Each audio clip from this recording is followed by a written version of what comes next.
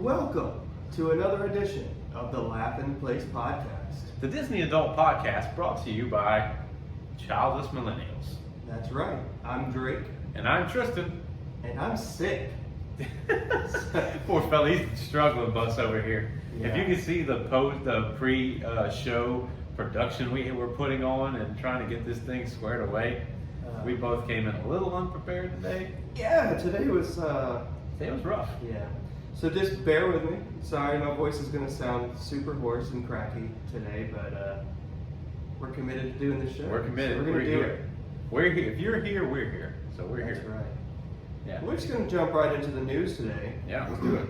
There's a good bit of news. It's kind of a slow week for Disney this week, I felt like. Yeah, it's kind of hard to find a bunch of topics to talk about. But we got a good ones. Yeah, there wasn't anything like super breaking. I mean, it wasn't like compared to last week when things were burning to the ground, you know? Right. But still in all. No crazy fires this week. Sadly. Or I guess not sadly. Right. All right. This day in Disney history. Yeah, Drake, what you got for us? All right, so in 2012, the first Avengers movie was released. And so Marvel fans will know that there were Marvel movies prior to this working their way towards it. There was a couple of Iron Man movies, Captain America movie, the Thor movie, and they kind of set the foundation for what was the first Avengers movie. Yeah. And it was just fantastic. It was actually the first Marvel movie that I had seen of the Marvel Cinematic Universe. Oh, really? Yeah, it started my love for it. I didn't watch any of the Iron Mans prior or any Captain America movie, Thor, none of it. And so that was kind of the first movie that kickstarted my interest in the Avengers. Nice. So, yeah, 2012. Nice. Avengers. 2012 was 11 years ago?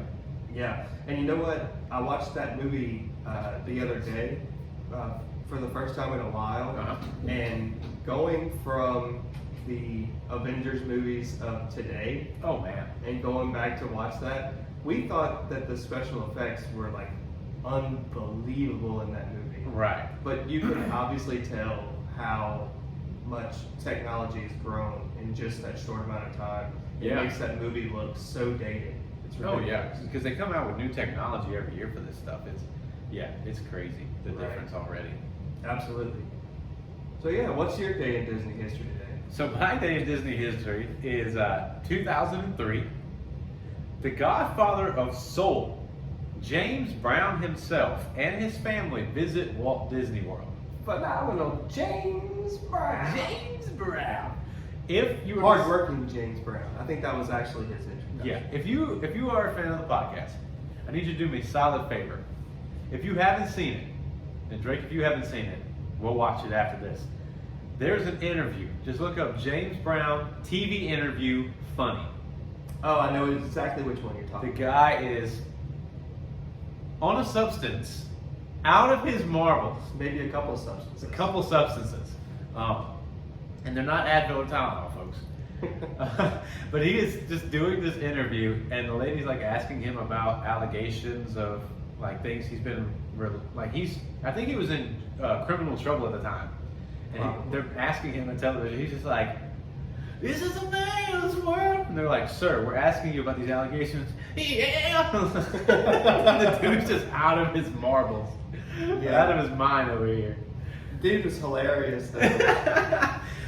So yeah, if you have some time, go look that up and watch it after you watch this. Right, of course. You want to watch us first. Obviously, we're much more entertaining. Right.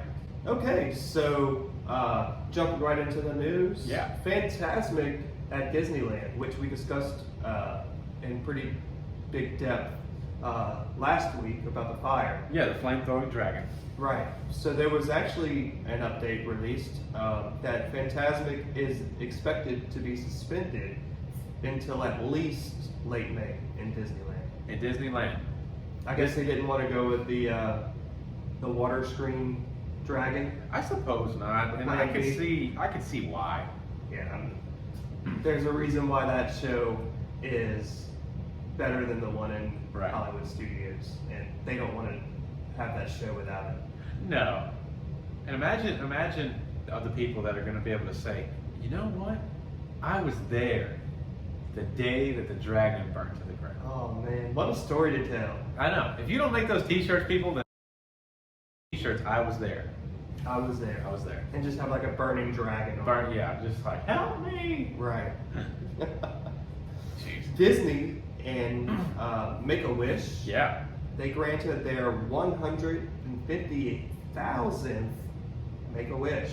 That's right. Not 150th, not 1,000th, not 100,000. 150,000.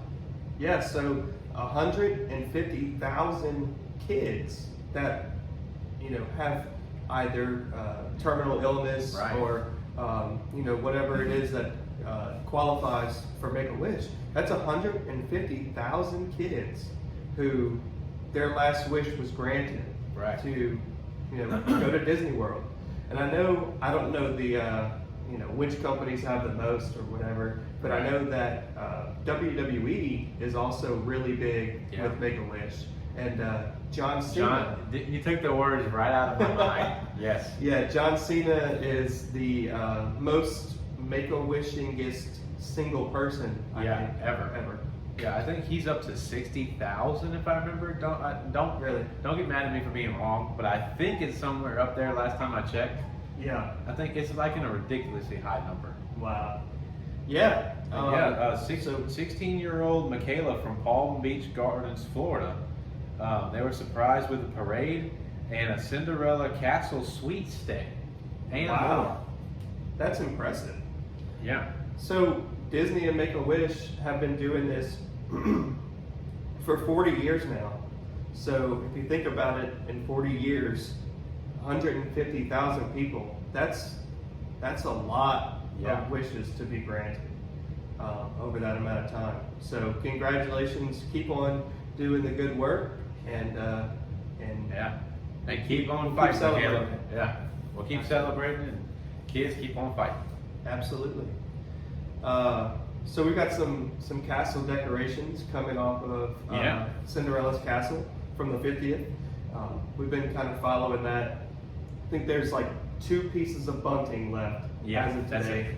And then all of the spires, the little ribbon spires on top of each tower. But they're gonna have to get a big crane in to get those, without a doubt. Yeah, Mr. Safety Man, you know that's going to take a lot of paperwork Right. to get that down.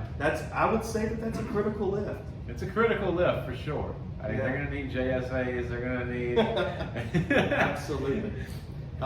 So it'll be interesting to see, you know, when they start removing those ribbons, if they do. I'm sure Right. they will.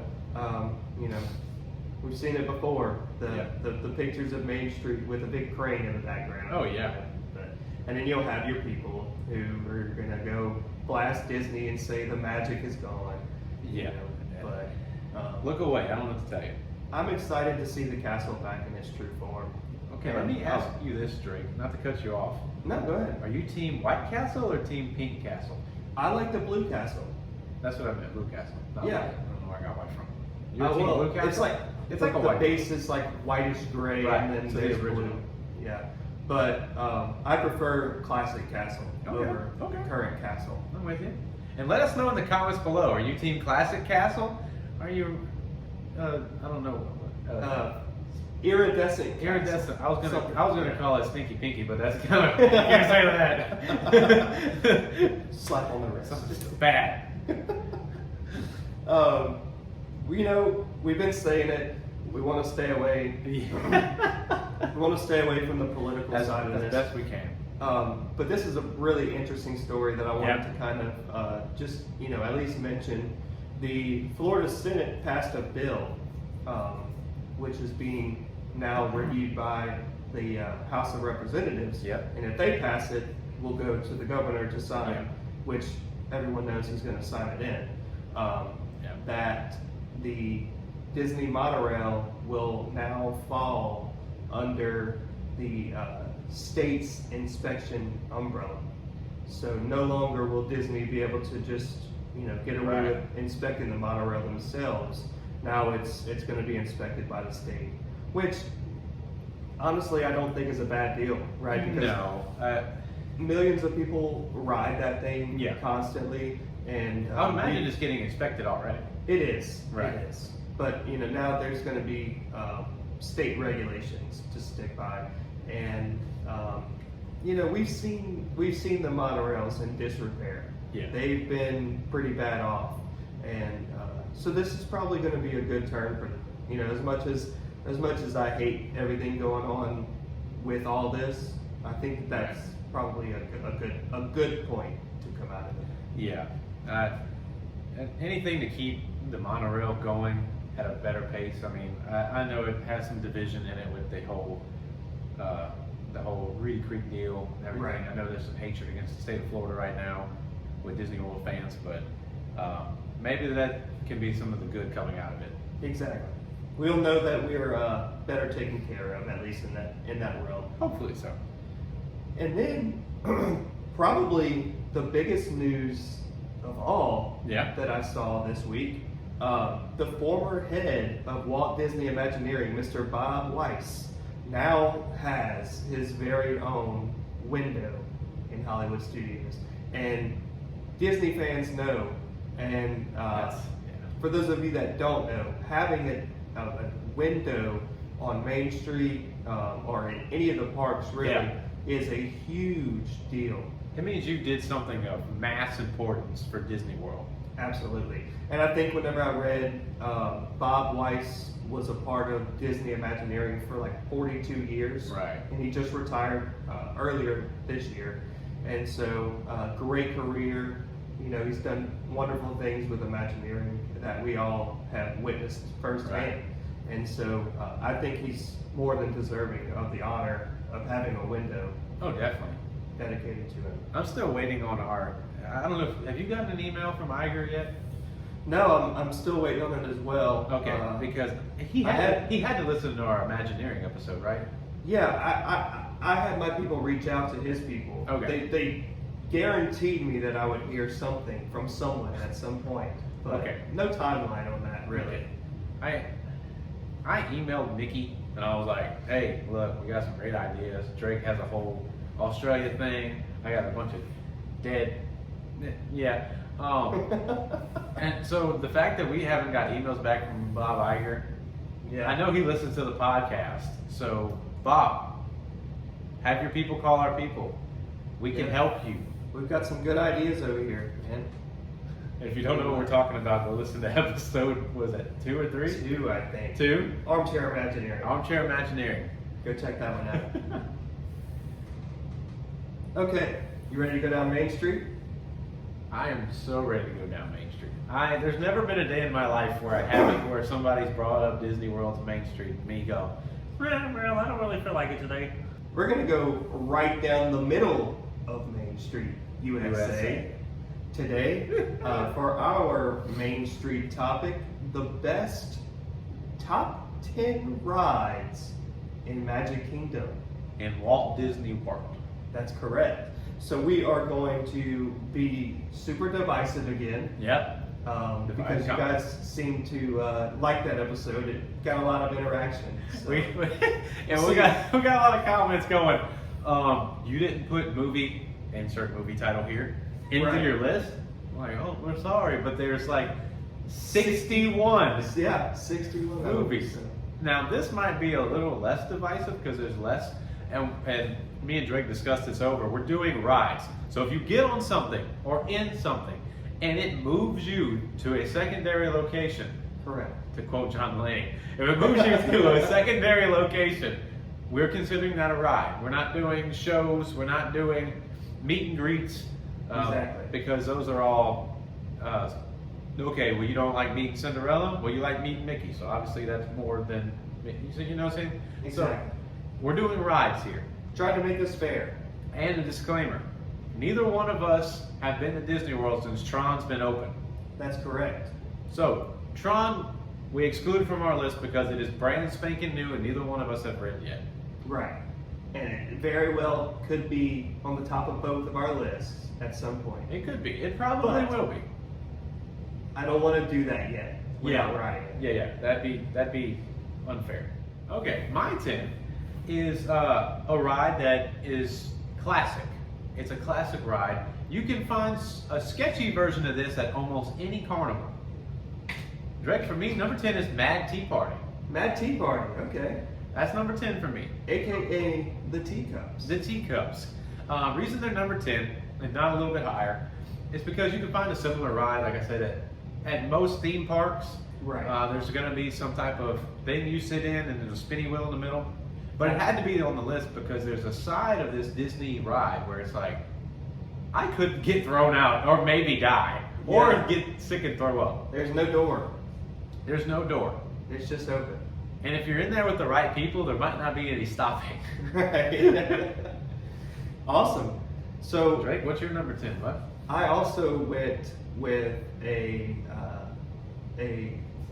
opening day attraction. Okay. Of mine.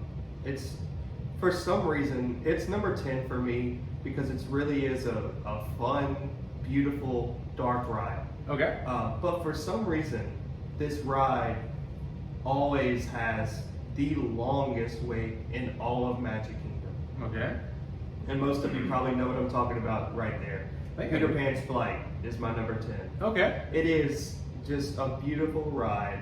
Growing up, like I said in one of our other episodes, Peter Pan was one of my favorite movies growing up. Yeah. And so I really do love that ride, and I don't ride it every time I go just because of the fact that I'm not waiting an hour or 90 minutes to ride that ride that's only a minute and a half long. You know, I'm sorry, I'm not going to do that. But if the wait wasn't that long, it might make it higher on my list. How good is the pixie dust on the safety bar, man?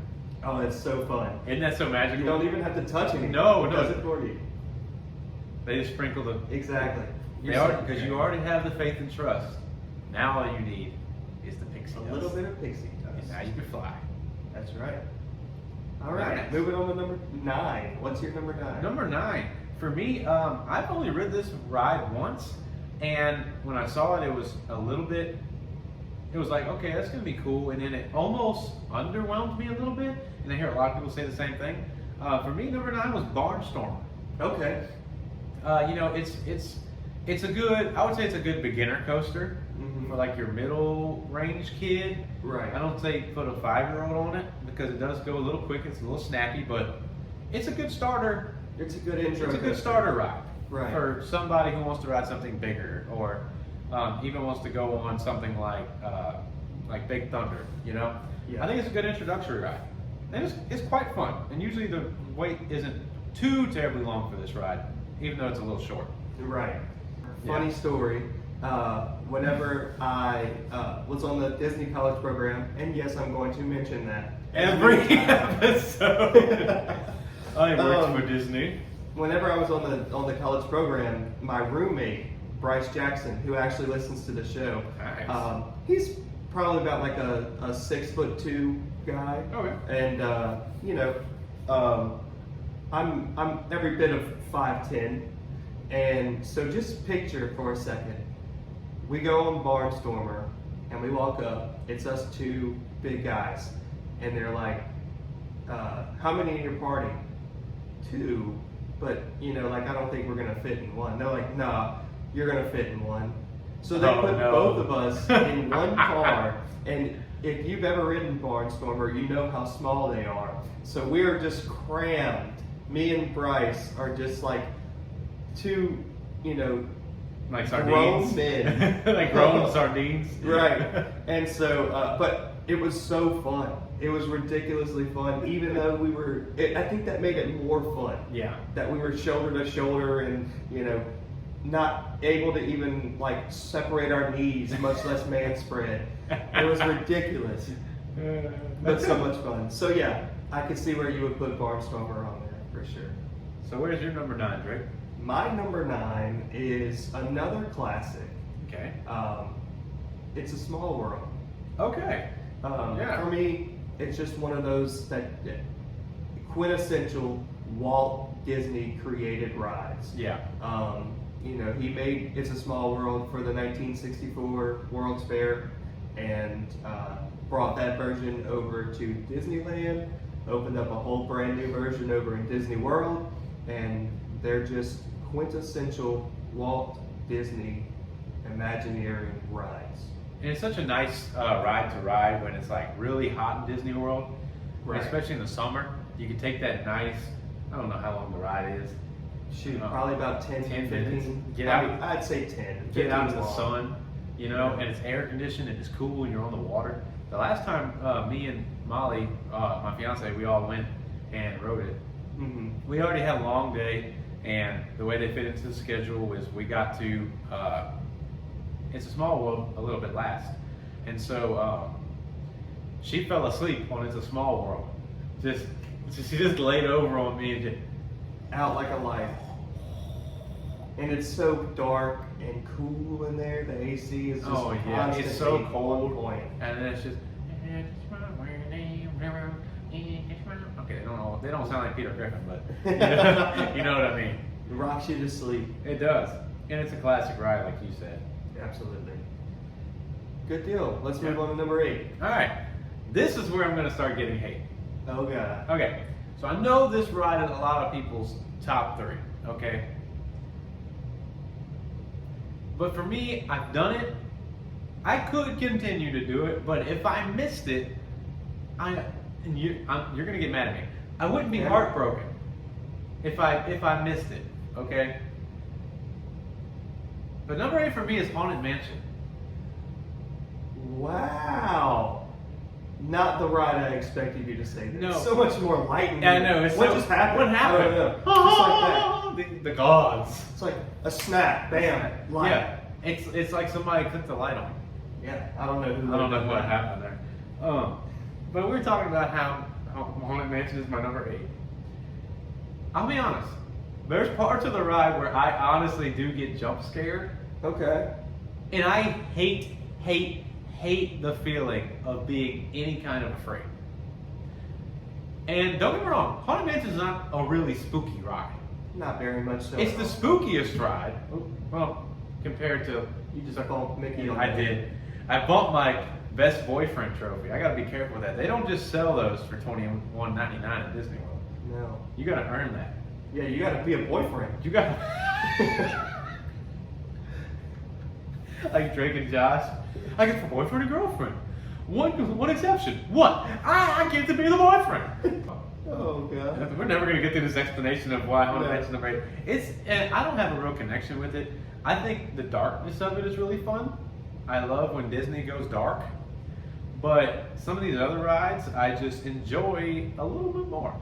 Okay. And there are some things about Haunted Mansion that does scare me sometimes. Fair enough. And it's like the little jump things that I forget, because I don't go every year like I would like to. Mhm. I feel like me, you're on a budget for Disney. So there's some things I forget happen in Haunted Mansion, like the guy who's trying to get out of the freaking casket all the time, and Yeah. you're just like, help me! I'm like, oh. Nice. All right. All right, what's number 8 for you? Number 8 for me is, some would say, technically a show, but Okay. technically you sit down and the theater moves. Ah. It moves in a circle. Yeah. So it's a ride. And that's going to be Carousel of Progress. Nice. Okay. Okay. Carousel of Progress is one of the last rides that Walt actually touched himself and created. You knew it was coming. You knew it was coming.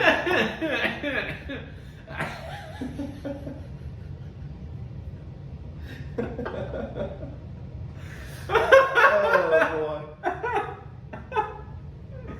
boy. So yeah, Carousel of Progress. No. One of the last actual rides created by Walt Disney I himself. like that phrasing a little bit more.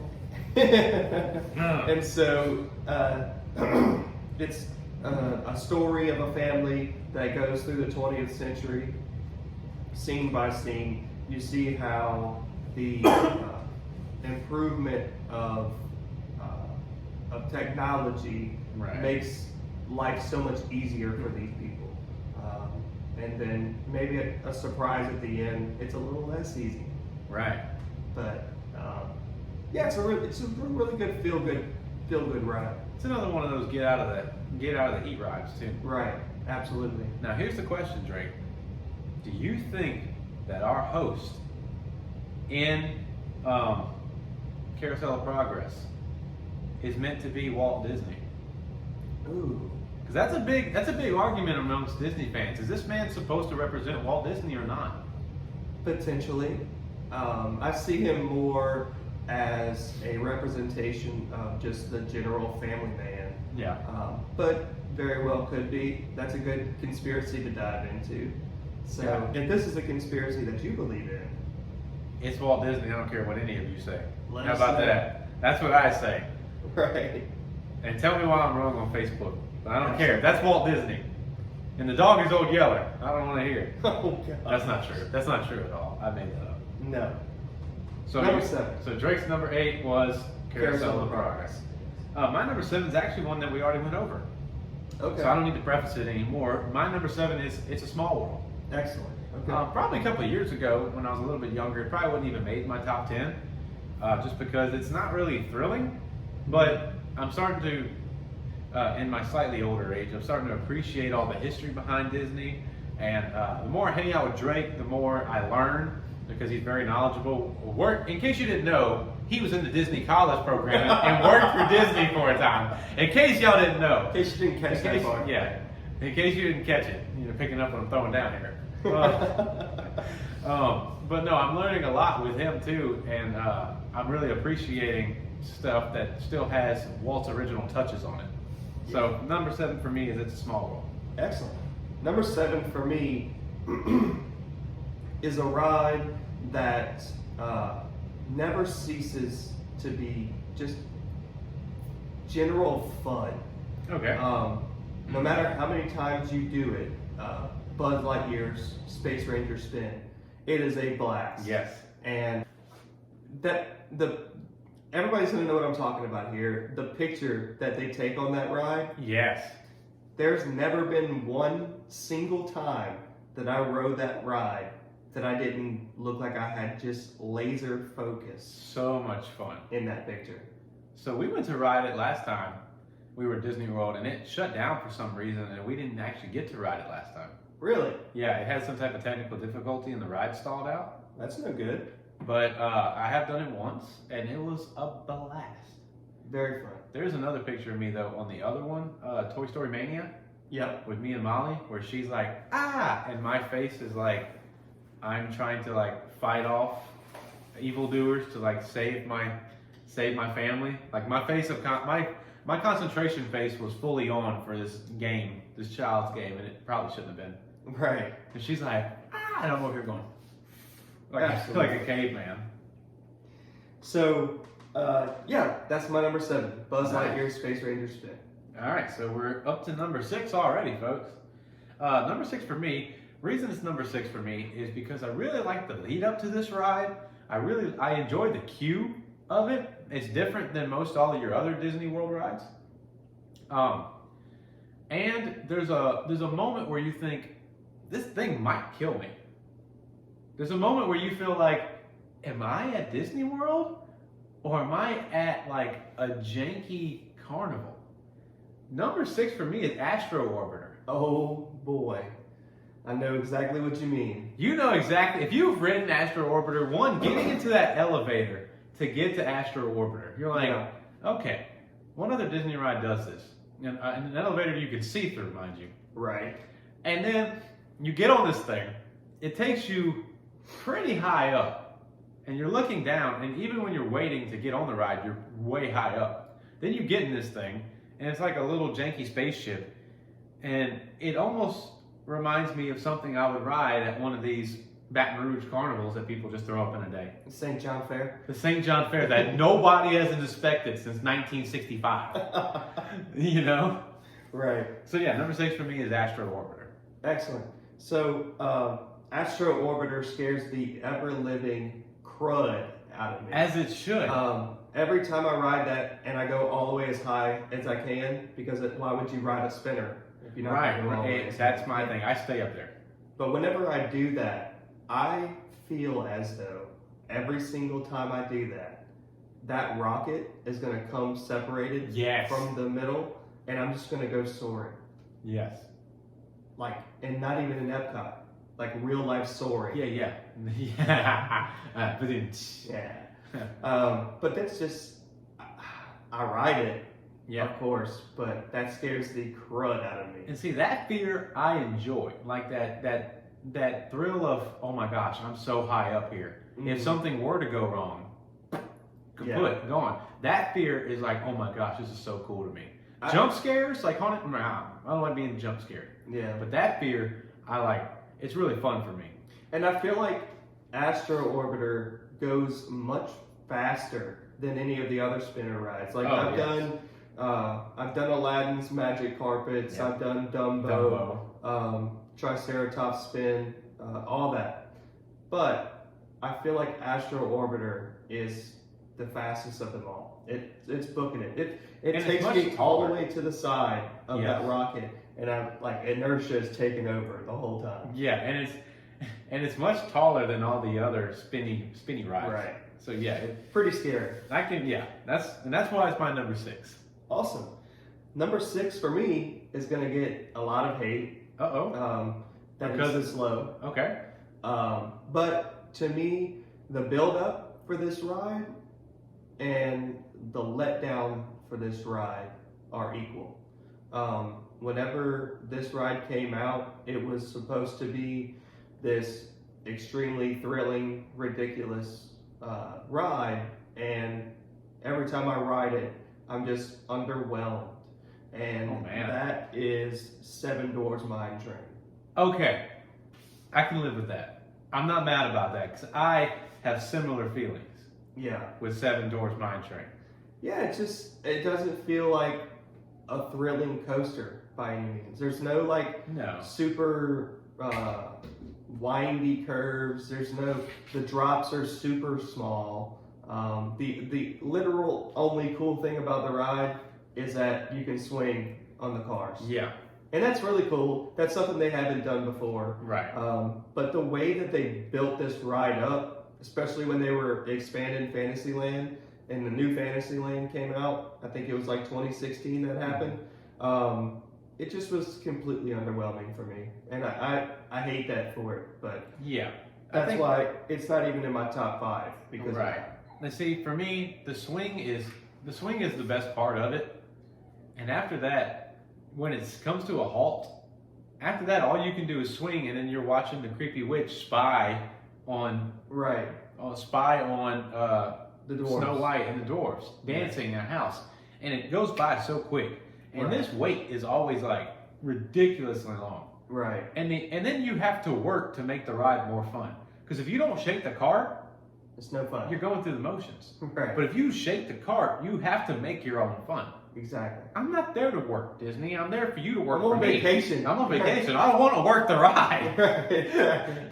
But there is a fun fact about Seven Dwarfs that you kind of alluded to.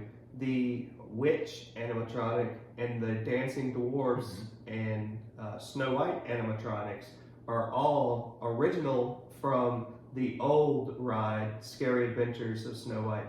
Really? Yeah. And that ride resided where the current Princess Meet and Greet is by the carousel. Okay. Yeah. So, some little backstory there. Your Disney fun facts for the day. Right. Top 5. Top 5. Actually, I don't have to do a lot of work because Seven Dwarfs Mine Train is my number 5. Great. I wouldn't rank it any higher. The only reason I did put it where it is because of the swing factor. Honestly, now that I'm looking at it, I think I might have put it a little too high for my taste.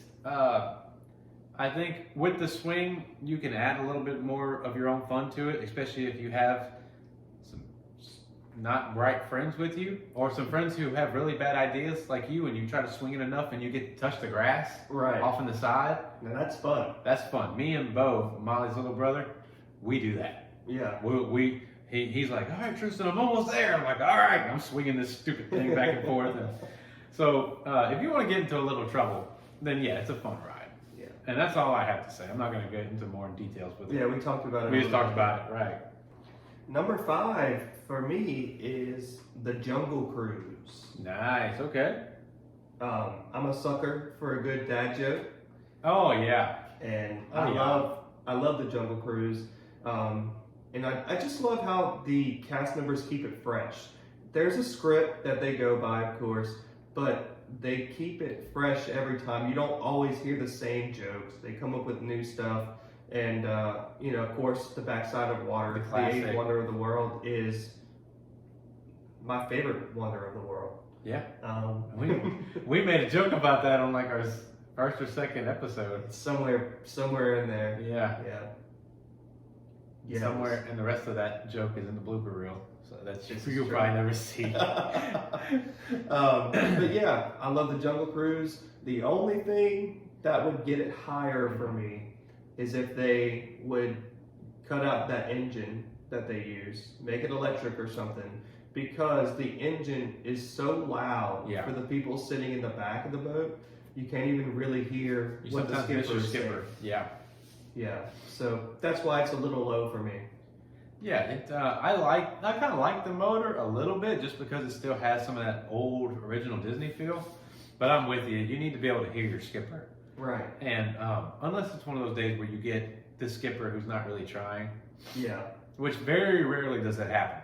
No, because the people who are there want to be there. They want that job. Right. But you can tell there's some people who are just not feeling it that day, or they've done like 100 of these today.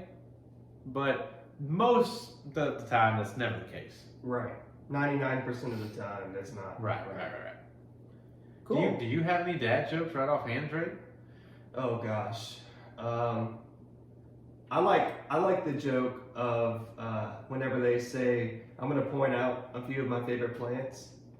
That one. That one. That one. I like that one. I also like whenever they have the plane crash on the right hand side, which, another fun fact, that's the second half of the plane that was in the Great Movie Ride. The Great Movie Ride, the Casablanca scene, they had a front half of a plane. Well, they had to do something with the back half of the plane, and that ended up in the Jungle Cruise. And so the joke goes something like, I bet you're wondering how I got here. I took a crash course, and now I'm just winging it. As you pass the wrecked plane. So yeah, there's a couple of them that stick in my head. Oh yeah, that's neat. Yeah. And this river goes on for miles and miles and miles. And if you don't believe me, you're in denial. Right. Or if everybody on the boat says denial, they switch it up and they say disbelief. What are you talking about? So, yeah, Jungle Cruise one-liners are fantastic. But like I said, they keep it up to date. They keep it new and fresh. Yeah. So Definitely. yeah. Right. Number four. Number four for me is another inside ride. It's another classic Disney ride. So classic, in fact, that it would eventually get its own movie. Number 4 for me is the one, the only, Pirates of the Caribbean. Or Excellent. Caribbean, whatever your pronunciation is. Don't come hating on me. Before you begin, You're number 4 for me is also the Pirates of the Caribbean. Oh, Bro 5, let's go! We finally matched one. Once. It'll be the only time, probably. Right. Even in future top 10 episodes, we'll probably not do that again. Absolutely. So I guess we can both discuss Pirates openly then. Yeah, absolutely. Another ride created by Walt, the original Pirates of the Caribbean. It, believe it or not, was originally going to be like a museum walkthrough kind of thing. It wasn't going to be a boat ride. Yeah. And I think, someone on the Imagineering team said, nobody's going to want to walk through and look at that thing. Let's put them in a boat. Right. And, Thank you, boat guy. Thank you for doing that. Thank you, Mopo Guy. And it just became a hit. And then the introduction of Johnny Depp's character, Jack Sparrow? Captain Jack Sparrow. Yeah. The animatronics look so real to him. The way he moves. I think sometimes they even replace. Used to. Yeah. Before Johnny Depp's separation from Disney. Used to, he would dress as Jack Sparrow and go and replace like an animatronic for a while. Yeah, and kind of surprise guests here and there. Right. People had no idea that he would do that. And it just looks so that real. So, yeah. I think one of my favorite parts of that ride is you're passing under, I believe it's a bridge. And like the whole town is on fire. Mm-hmm. There's cannons going, and there's this drunk guy, and he's sipping on the rum, and you smell it. And half the boat is like, ooh, and half the boat is like, oh man. I'm one of those that's like, oh, that's nice. Right. That's a nice smell. Yep. Especially compared to like if you came from another park that we'll talk about another time, and you smelled like the Figment fart. Or like the Lilo and Stitch, where Stitch used to burp in your face. Chili dog smell. The chili dog smell. Yeah. This is a nice change. It's like, oh, that's a nice oaky rum. Right. That's the same animatronic that has like the stray cat with him, right? Yes. He's like, yeah, He's like, yeah, kitty, come here and get drunk with me. Yeah, little kitty, bottle of rum. Yeah. I'm waiting for one of those to go out, and they do what they did to Donald in the Three Caballeros they just ride. Replace him with a cardboard or a plant. Just replace him with a hat, a plant with a Captain Hook hat or something. Jeez. So yeah, number 4 for us both is Pirates of the Caribbean. Yeah. Okay. Number 3. Number 3. Number 3 is one. Pick number 3, my lord. Pick number 3. Pick number 3, my lord. All right. Number 3. My number 3 is one that we've already talked about. Okay. Because it is a classic, and because I started to fall more in love with this ride after I watched Behind the Attraction on Disney Plus on this ride, and found all the work that Walt put into it, and the Imagineers that, well, they weren't that at the time, but they came to be. And in this ride are a bunch of trees that Walt sent people door to door to buy their trees from them. I'm talking about Jungle Cruise. The dude sent people to buy their trees. Yeah. And then when he bought all those trees, he bought orange trees. And because they grew funny, he planted them upside down. Because they looked like an exotic tree. That was the genius of this man. Absolutely. And the fact that he mapped the whole thing out with a walking stick. Right. Like, when I saw that on Behind the Attraction on Disney Plus. Yeah, I haven't seen that episode, but I need to watch it. It's really neat. It's my personal favorite episode. Yeah. Because you can actually see Walt with his stick. And he's just like, well, we're going to go over here, see? And we're going to do this, see? And originally he wanted live animals in the ride. And they were like, Walt. Can you imagine that? Yeah, live animals sleep during the day most of the time. Right. There's certain things that Walt wanted that were either like dangerous or a little too educational that I'm... Yeah, it's a good thing Roy was around. Yeah, I'm partially glad he didn't get completely his way. Right. Yeah, Roy kind of kept him in check. Yeah. He was definitely a dreamer. I love the name differences. Walt Disney. Roy Disney. Oh, Roy. Oh, Roy. Okay. Like, imagine Roy Disney Company. The Roy Disney Company. You going to Roy Disney World? That doesn't have the right ring to it. I don't think that sits well. No, it doesn't. But it's funny because Roy had so much to do with the business side. Yeah. He's the reason why Walt Disney Company is still afloat today. Oh, yeah. Because Walt was a visionary. That dude was bright, but his business sense was not there. No. And there's a movie. The movie is called Walt Before Mickey. Right. It stars John Hader the guy who plays Napoleon Dynamite, he actually plays the role of Roy Disney. So That doesn't add up to me. How do you go from playing Napoleon Dynamite to playing Roy Disney? he actually does a really good job. Oh, in the no role doubt, too. no doubt. So yeah, we'll have to watch it one day. Number 3 for me is Big Thunder Mountain Railroad. All right. Okay. Okay. It is of the 3 mountains that were.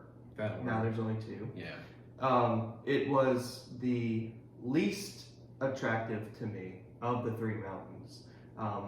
But yeah, it's still thrilling, still fun, Yeah. nonetheless. But It beats out 7D when it comes to that style of ride. Yeah, it just doesn't. It doesn't do it for me. I don't get it. My stomach doesn't drop. It doesn't. I don't know. It's still fun. I laugh every time I ride it. You don't get the tingle? Yeah, I mean, I do. It's still number 3, right? Right. But it's just not. It's roller coaster wise. It's not for me. I get that. But it's still the number 3 best ride in Walt Disney World, in my opinion. Nice. In Magic Kingdom, in my opinion. IMO. Yeah. So I don't have to do any introductory because taking the silver for me is Big Thunder Mountain Railroad. Excellent. Big Thunder Mountain. I love Big Thunder Mountain. I really do. I love the queue. I love seeing like the little that little outside. When you're inside, you're looking through the window and you see all the quarters and the nickels and the hundreds of dollars people have thrown away in change on there. Mm-hmm. I love sitting there. And there's a bunch of interactive stuff before COVID. That kids like the explosion box. The explosion box. And there's stuff that you can do while you wait. And then I don't know. I love the scenery of that ride. I love the catchphrase. The wildest ride in the wilderness. I love that. Morgan loves it too. Right. It's her number 1. I can guarantee you, she's gonna listen to this and be like, "Yeah, you're stupid," because it's number 1. Well, it's number 2 for me, Morgan. We're close. Right. I love the clunkiness that the tracks. I love the sound of the tracks. Yeah. It gives me that little bit of tingle. You know what I'm talking about. It gives me the tingle. You know the tingle. And I feel a little. Like you. It's not a big drop ride. It has some drops. There is a part where I always think I'm going to hit my head, and that always gets me excited. I'm like, oh, I might die. Which part is that? Am I thinking about the right ride? You maybe. I think there's a part where it goes into like almost like a little tunnel deal, and it drops. Yeah. And I always think I'm gonna hit my head. I think I might be wrong. It's been I think I know. I think I'm right. But there's a bunch of rides in Disney World where I think I'm gonna hit my head, and I'm only 5'10", so that's not gonna happen. Yeah, and I couldn't agree more on all those topics. I don't want it to sound like I hate this ride. No, it made the top 3. It got the bronze. It got podium. Right. Whenever I described it, it sounded like I was describing it as like a ride that I don't like, but I do. I just wanted everybody to know why it wasn't my number 1. You know? So Big Thunder Mountain stands. Come back. Right. Number 2 for me. Who's getting the silver, Drake? Haunted Mansion. Okay. Haunted Mansion making a strong comeback in the list. That's right. For all the reasons that we talked about last week, and I'll bring those back up. The extensive conspiracies that people have come up with makes the ride so much fun. It has a way of bringing you in. Like as you're walking in Liberty Square, I didn't make that up whenever I was talking about it. Like I literally feels like the mansion pulls you in. The way they designed it, the way that the story works, that's the way it feels for me. And then, the fan created story that they kind of ran with and made it really something.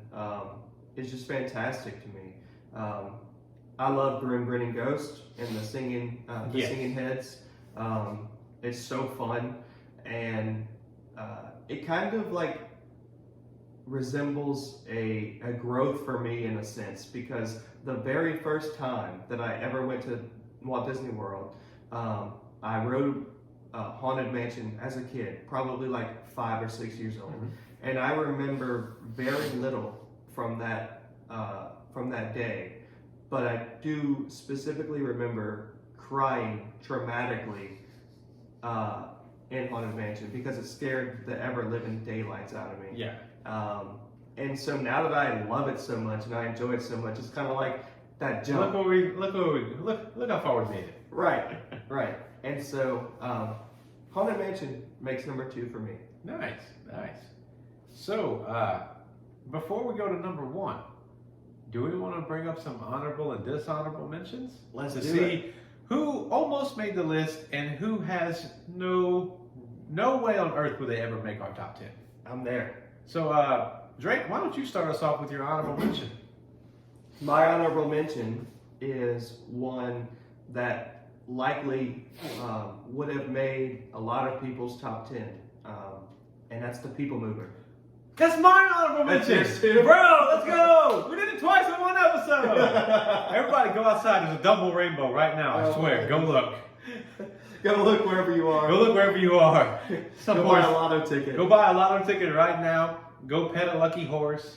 Go walk under a ladder. Nothing bad will happen to you. Yeah. All right, So, well, let's talk about this then. People Mover, to me, gives you some of the greatest views of the park. 100%. Especially that side view of the castle that you get. There's a lot of history in that ride as well, and you know where it stemmed from. Right. You get to you ride through all of Tomorrowland, and it Right. tells you over the speakers every little thing that you should have picked up on in Tomorrowland that maybe you didn't. And not only that, but the model of Walt's original idea for Epcot is on the Tomorrowland Transit Authority. Whenever you go into the dark part, going into Space Mountain, you look to your left. I think the narrator even talks about it, so you can't miss it. But it's a huge model of what Walt wanted Epcot to be, the experimental prototype community of tomorrow. Yeah. So that made it an honorable mention for me. Yeah, I'm the same way. So you talked about all the positives. And it was beautiful, the story you gave it. I'll tell the negative. At the end of the day, it does exactly what the title says it does. It moves people. It moves people. Not fast. It's a good ride to chill out in if you need a break from the sun. Again, if you need a break from the sun and you don't want the bright colors, you don't want loud music, you just want some guy narrating the ideas of Epcot to you, go sit on People Mover and get, moved. Only thing you gotta watch out for is if you're extremely uncoordinated and you try to get on this thing, you know what I'm talking about, the moving like tarmac, the moving platform. Somebody has fallen, and I haven't seen it yet. Surely somebody has missed. No doubt. Or falling into it.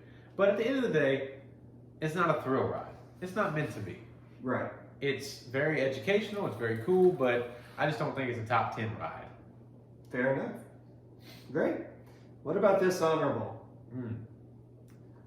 My dishonorable. You're starting us off. All right, let's go. He feels passionate about it. Let's go. My dishonorable is the Flying Carpets of Aladdin, because there are 3, and we mentioned this earlier, there are 3 spinner attractions already in Magic Kingdom: Astro Orbiter, Dumbo, and the Flying Carpets of Aladdin.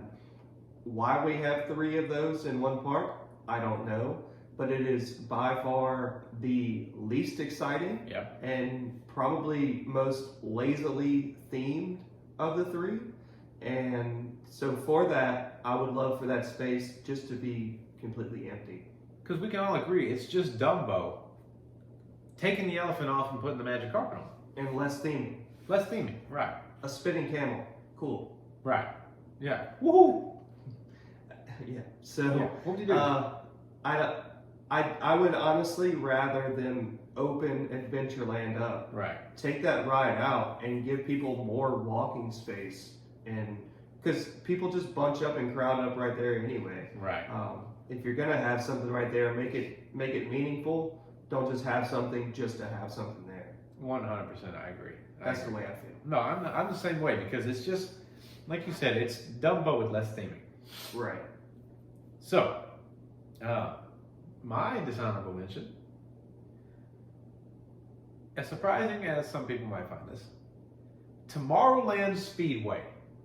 Terrible ride. Take that crap out of my park.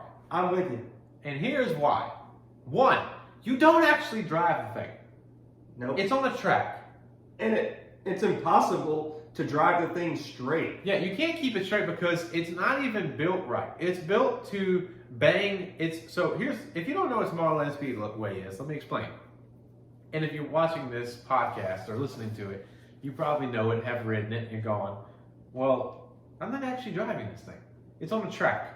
But the car is on a way, it's so aggravating. The car is on a track in a way to where it doesn't go straight on the track. The track that the car is on follows the track. But the car itself goes one way or the other until it violently bangs against the side wall of the track and it just keeps going in the way it's going to go. So these poor little kids think they're driving the car, poorly, I mind you. And it's a sad excuse for go-karts. It's Disney's old way of going, all right, kids, you get to do something. No, you don't. You're not doing anything. And they're slow. Right. And here is something for you, Mr. Bob Iger. If I'm going to drive something and you don't make me wear a helmet, it's not fast enough. That's a rule for go-karts. If you go to a go-kart track and they don't make you put on a helmet, you leave. If they don't make you sign a waiver, you leave. It's not fast enough. It's not fast enough. Rule of thumb. And I get this is for little kids. I get it. But there's little kids that are just letting go of the steering wheel because they realize they're not driving and they're pedal to the metal. But they're still not going anywhere because the stupid car's banging off the track. Right. And every time you try to steer it, you literally can be a seasoned driver and try to drive this thing straight. Right. And it feels like you're a bowling ball on a kid's bowling alley that has the bumpers up. Bam, bam, bam, bam. I couldn't put it in better words. I couldn't think of a better metaphor or simile than that. You are literally a bowling ball just bouncing off these things, and not fast, mind you. Right. It's like the little kid who takes his dad's 10-pound bowling ball, drops it on the edge of the lane, and it goes, two, until it finally ends this kid's misery. Right. And my misery from riding this ride. So, not to mention the terrible aroma of gasoline. Yeah. It smells so bad. And the cars are just loud for no reason. No reason. If you're going to have gas-powered little vehicles, there's ways to make the gas smell better. Race car driver, I have fuel additives. Mine smells like baby powder. I have friends that have ones that smell like apple pie. There's ways to make this better. There's also emissions containment systems that you can have. Or make the little, I almost said cussed. Make the little farts electric or whatever you have to do. Right. Or give them sound effects. But the thing is, you can make the track smoother. And you can make these things a little quicker. I understand it's kind of a classic deal. They've been there forever. But you're also putting two people in this thing. Right. That's not fun for the other person who's not trying to drive. Right. It's just... It's miserable. It is. Really is. And it's out... A lot of people go to Disney World in the summer. You are sitting in the hot freaking sun. You're not going fast enough for the wind to cool you off.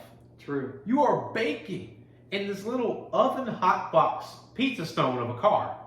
Yeah. Bouncing off the walls that is the bowling alley. Yeah. And you can tell I feel very strongly about this. Because I rode it once with my fiance.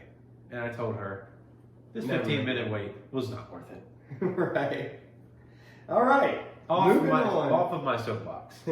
Moving on to number one. Oh, I forgot we had number one. I was so pissed off about our dishonorable mention. Are they going to be the same? Our number ones. I'm trying to think if you said my number one already. I think you might have. No, you didn't. Let's see. Is our number one going to be the same? Okay. One, two, three. Space Mountain. Yes! Three times! 3 times! times in one episode, triple rainbow. Go outside and see it right now. Guaranteed. There's a box of Lucky Charms waiting at the end. Zoe sees it. Zoe sees it. Bro.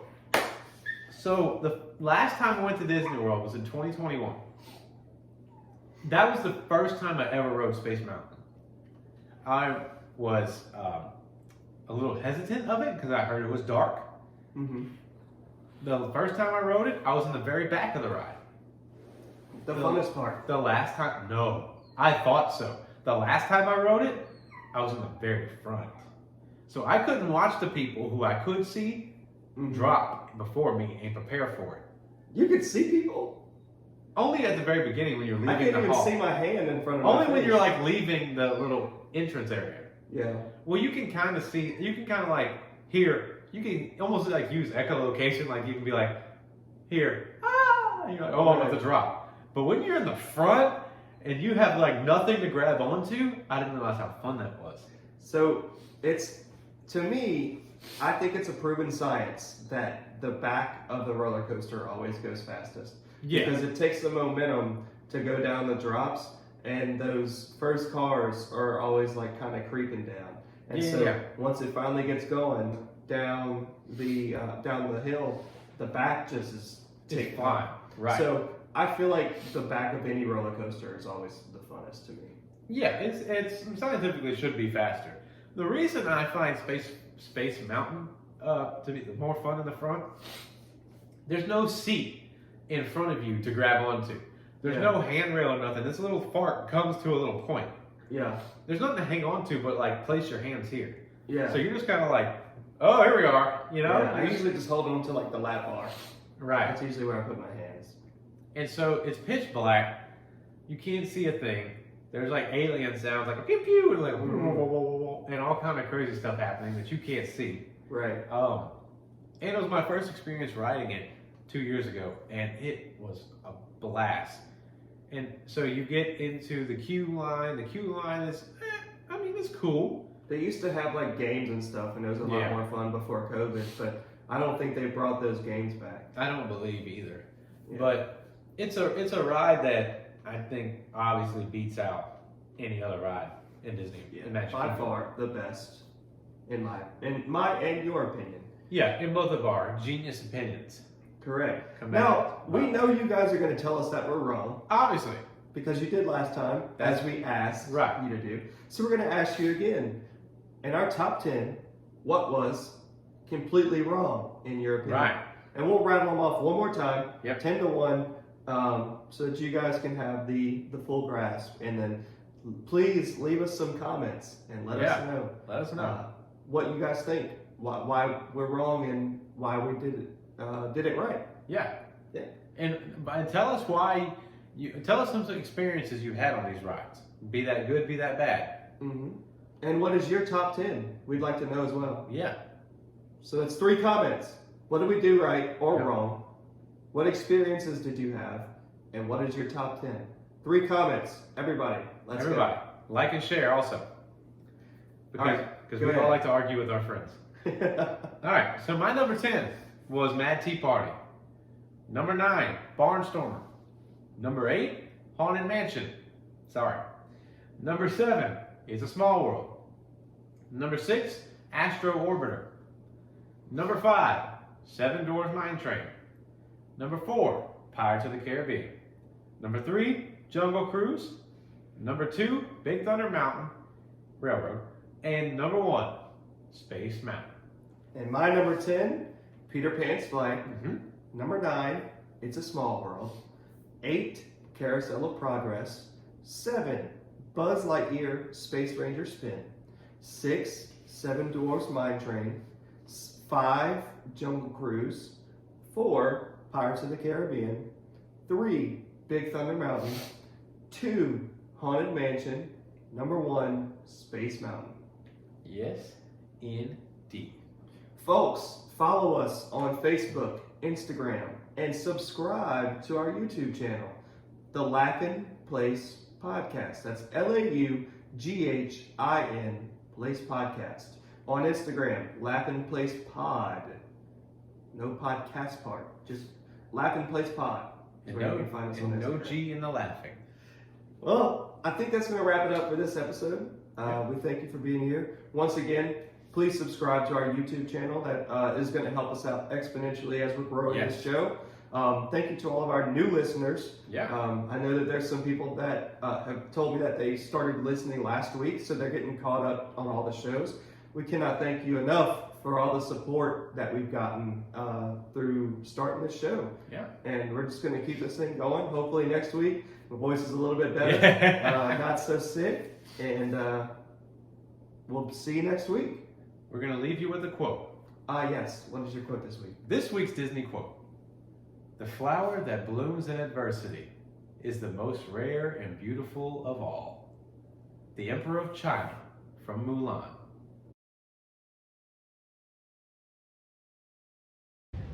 King Julian should honestly just like be grandfathered into Disney. Shouldn't he? And Mort with him. Yeah. Why are you not recording, Mort? I'm sorry, King Julian. I'm trying to hit record, but my fingers won't fit. I don't care, Mort. You're so stupid, you freaking idiot. I'm so sorry, King Julian. I love you. So, funny story about Barnstormer is, oh God. If this doesn't get edited out, Drake's mic stand just leaped off the table and attacked him. This is probably going to go in the bloopers. Probably so. Oh God. So the movie name is Walt Before Mickey. It came out in 2015. It's got John Hader in it. The guy who plays Napoleon Dynamite. Yeah. I'm pretty sure John Hader plays Roy Disney. Yeah.